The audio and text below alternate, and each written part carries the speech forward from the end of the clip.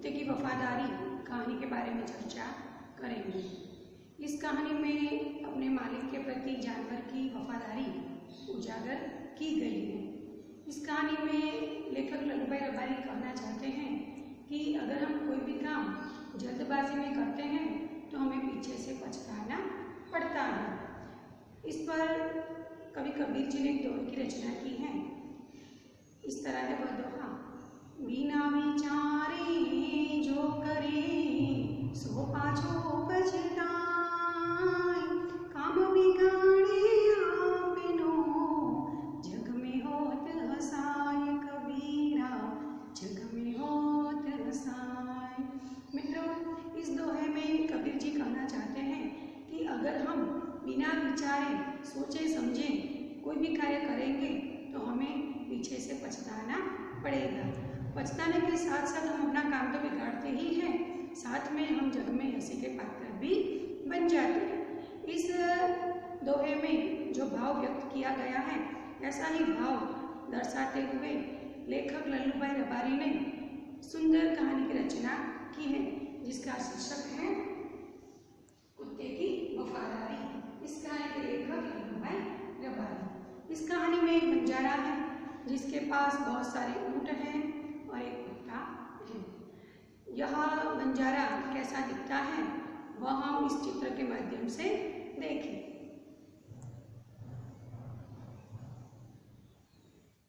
विद्यार्थी मित्रों, देखो, यह लाखा बंजारे का चित्र है। उसके हाथ में एक लाठी है, सिर पर पगड़ी है और उसके साथ कई सारे ऊँट हैं। देखो, और ऊँटों पर माल सामान भी लदा है। उसके पास एक प्यारा सुंदर कुत्ता भी है। देखो, अब हम कहानी में प्रवेश करें। मित्रों, आपने लाखा का चित्र देखा कि उसके हाथ में लाठी है, सिर पर पगड़ी है, कई सारे ऊँट हैं और एक कुत्ता भी है। इस कहानी में लेखक लल्लू भाई रबारी ने एक कुत्ता और उसका स्वामी बंजारा दोनों की कहानी बताई है। इस कहानी का शीर्षक है कुत्ते की वफादारी। इसके लेखक हैं लल्लू भाई रबारी। कुत्ता शब्द का अर्थ है स्वान और व्याकरण की भाषा में इसे संज्ञा करते हैं। वफादारी का अर्थ है स्वामी भक्ति और व्याकरण की भाषा में इसे विशेषण कहते हैं। यह कहानी उत्तर गुजरात के पाटन जिले में एक राधनपुर नाम का छोटा सा गांव है। उस गांव में एक छोटा सा तालाब है। उस तालाब के किनारे कुत्ते की समाधि है। समाधि और यह भी कुत्ते की, यह देख सुनकर बड़ा आश्चर्य होता है, परंतु मित्रों उसके पीछे एक सुंदर हृदय को छू लेने वाली कथा है। चलो अब हम कहानी सुने। इस कहानी में एक बंजारा है और पुराने जमाने में व्यापार का माल सामान लाने और ले जाने का काम बंजारे करते थे। एक बंजारा था। बंजारा यानी एक विचरती जाति बंजारा था। वह गांव का माल सामान शहरों में ले जाता था। वहाँ वह माल सामान बेचता था और वहाँ से दूसरा माल सामान यानी कि गुड़, मिश्री आदि मसाले लाद कर गाँव तक ले आता था। यहाँ देखो, कुत्ता यानी स्वान, वफादारी यानी स्वामी भक्ति, शहर यानी कि जो बंजारा था वह गाँव का माल सामान शहरों में ले जाता था। शहर यानी नगर, वहाँ से वह मिश्री, गुड़ आदि मसाले लाद कर, मिश्री यानी चीनी, शक्कर गाँव तक ले आता था। गाँव यानी देहात, गाँव तक ले आता था। लाखा के पास एक सुंदर कुत्ता था जो बड़ा ही वफादार था। वफादार यानी स्वामी भक्त। लाखा अपने कुत्ते से बहुत खुश था। खुश यानी आनंद, बहुत खुश था। यह जो कुत्ता था वह बड़ा ही सुंदर और बड़ा ही वफादार था, इसीलिए लाखा अपने कुत्ते से बहुत खुश था। लाखा जब भी पड़ाव डालता था, पड़ाव का अर्थ है यात्रा में थोड़े समय का ठहराव। जब भी लाखा पड़ाव डालता था तब कुत्ता उसकी रखवाली करता था, यानी कि रात को कोई चोर लुटेरे आते दिखाई देते थे तो कुत्ता भौंक भौंक कर उन्हें दूर भगा देता था। चोर यानी लुटेरा, डाकू। तो कुत्ता इस तरह अपने लाखा के रक्षा करता था, पड़ाव की रक्षा करता था। इसीलिए लाखा अपने कुत्ते की वफादारी से बहुत ही खुश था। एक बार ऐसा हुआ कि लाखा व्यापार में मार खा गया। मार खा जाना यानी बहुत नुकसान होना, बहुत नुकसान हुआ उसे। तब लाखा को कुछ रुपयों की जरूरत आ पड़ी और वह रुपए लेने के लिए राधनपुर के सेठ के पास पहुंचा। सेठ को सारी बात बताई और सेठ ने कहा कि रुपए तो मैं दे दूंगा, मगर बदले में तुम मुझे गिरवी क्या रखोगे? गिरवी शब्द का अर्थ है उधार लिए गए रुपयों के बदले में जमानत के रूप में रखी गई कोई चीज। गिरवी क्या रखोगे? जैसे कि हम बैंक से लोन लेते हैं, तब हम बदले में हमें कुछ कागजात जमा करने पड़ते हैं। जब हम पैसे सारे जमा कर देते हैं तब वे लोग हमें हमारे जो ज़रूरी मुख्य कागजात होते हैं वे हमें वापस करते हैं। यानी कि उधार लिए गए रुपयों पर कोई चीज़ हमें जमानत के रूप में रखनी पड़ती है, उसे कहते हैं गिरवी। तो सेठ ने कहा कि तुम गिरवी क्या रखोगे? तो लाखा ने कहा कि मेरे पास तो कुछ भी नहीं है, मेरे पास फूटी कौड़ी भी नहीं है, व्यापार में मेरा सब कुछ लुट गया है। यानी कि मेरे पास फूटी कौड़ी भी नहीं है। फूटी कौड़ी न होना, अत्यंत गरीब होना, मेरे पास कुछ भी नहीं है। मेरी जबान पर विश्वास कर, यानी कि मुझ पर विश्वास कर, मैं आपके सारे पैसे सूद समेत, सूद यानी ब्याज, सूद समेत लौटा दूंगा, एक ही साल में लौटा दूंगा। साल यानी वर्ष, एक ही साल में सारे पैसे लौटा दूंगा। सेठ ने कहा कि पैसे तो मैं दे दूंगा, लेकिन बदले में तुम अपना यह कुत्ता मेरे पास जमानत के रूप में रख दो। तब जब तुम वापस आओगे पैसा लौटाने, तब मैं तुम्हें कुत्ता भी वापस दे दूंगा। बंजारे को अपना कुत्ता देने में बहुत दुख हुआ, मगर उसके पास कोई चारा न था, कोई चारा न होना, कोई दूसरा उपाय न होना, कोई दूसरा उपाय नहीं था। और वह अपना कुत्ता सेठ के पास गिरवी रखकर वहाँ से पैसे लेकर चला गया। फिर कुछ दिन बीत गए और सेठ के घर चोरों ने डाका डाल दिया। डाका डालना, चोरी करना।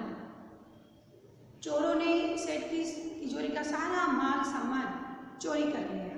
कुत्ते ने यह सब कुछ देख लिया। कुत्ते ने यह सब देखते हुए कुत्ता बहुत भौंका और चोर वहां से 9-11 हो गए। 9-11 हो जाना यानी भाग जाना। चोर वहां से भाग गए और कुत्ता भौंक भौंक कर सेठ को बताने लगा कि चोर आपकी तिजोरी को लूट कर सारा माल सामान ले गए हैं। अब इस चित्र में देखो कि कुत्ता किस तरह भौंकता हुआ अपने मालिक को, अपने सेठ को बता रहा है कि चोर आपकी तिजोरी को लूट कर ले गए हैं। और कुत्ता धोती खींचकर सेठ को वहां ले जाना चाहता है जहां चोरों ने माल सामान गाड़ा है।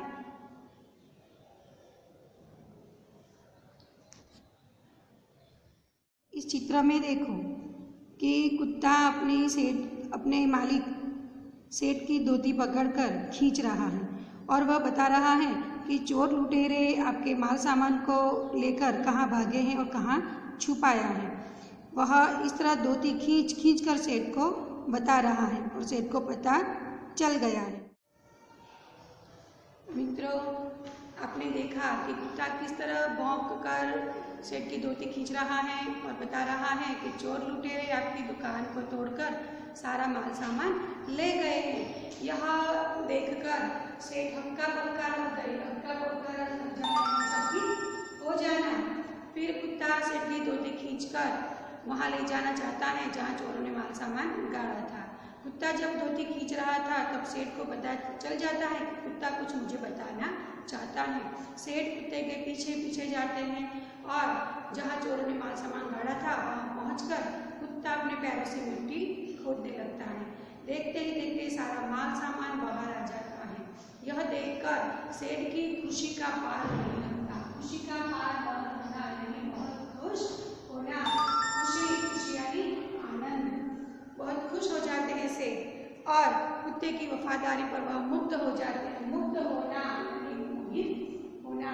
खुश होकर वे कुत्ते की पीठ थपथपाते हैं। पीठ थपथपाना यानी शाबाशी देना।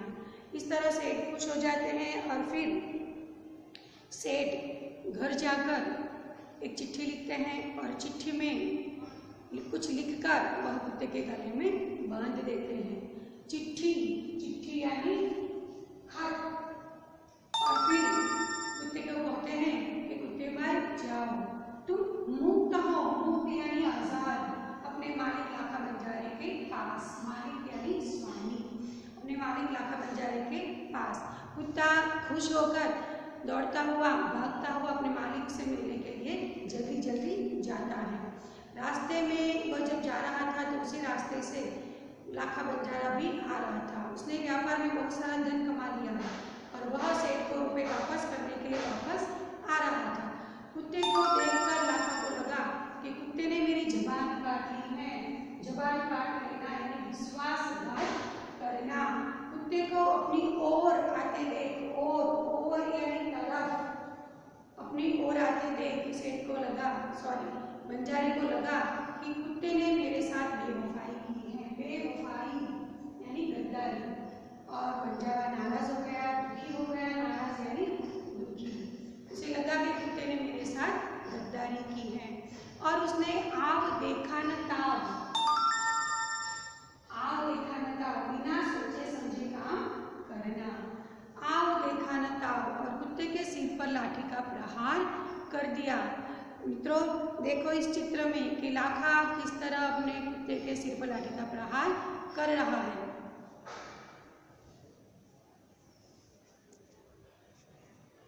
मित्रों देखो इस चित्र में लाखा के हाथ में लाठी है और वह अपने कुत्ते के सिर पर लाठी का प्रहार कर रहा है।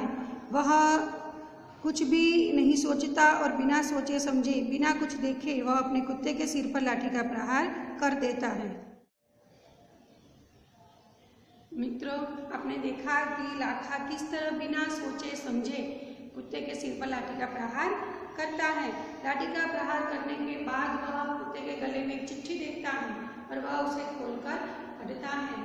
तो उसमें लिखा है कि लाखा बंजारा, तुम्हारे कुत्ते ने मेरे सारे पैसे सूद समेत लौटा दिए हैं, इसीलिए मैं खुश होकर उसे मुक्त करता हूँ। मैंने स्वयं उसे मुक्त किया है। तुम्हारे कुत्ते ने मेरे घर चोरी हुए सारे माल सामान को वापस दिलवा दिया है, इसीलिए मैं स्वयं इसे मुक्त करता हूँ। यह पढ़कर लाखा बहुत चिल्लाया, जोर जोर से चिल्लाया और वह फूट फूट कर रोता है। फूट फूट कर रोना है, जोर जोर से रोना।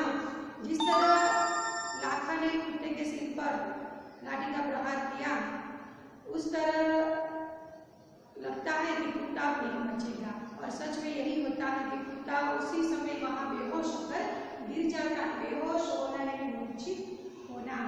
और फिर लाखा अपने कुत्ते के शव को अपनी गोदी में लेकर फूट फूट कर रोता है। शव यानी मृतदेह, गोद यानी आंचल।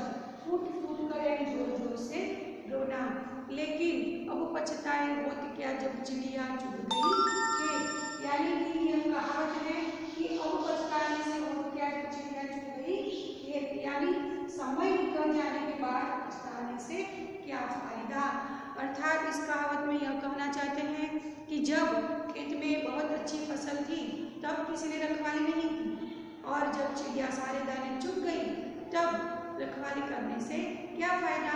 मित्रों यह कहानी बहुत ही सुंदर कहानी है और हमें बहुत कुछ कह जाती है कि हमें बाद में पछताना न पड़े, इसलिए पहले से ही सोच समझकर कार्य करना चाहिए।